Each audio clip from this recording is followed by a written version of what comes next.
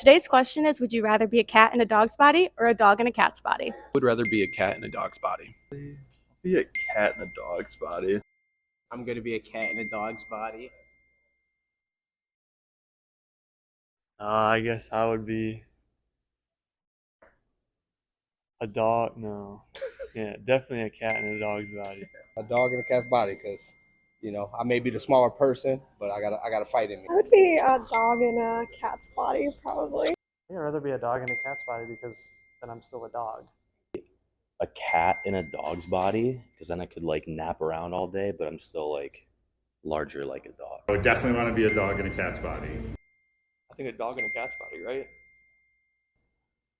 A dog in a cat's body.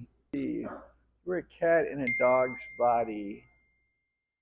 Yeah, that would be interesting because you'd want to curl up to people like you were a cat, even though you're maybe an 80-pound dog. That would be fun. Yeah. Oh, whoa. Okay, hang on. Okay, I'm gonna say a dog in a cat's body because my cats are very super active and I feel like a dog would like that.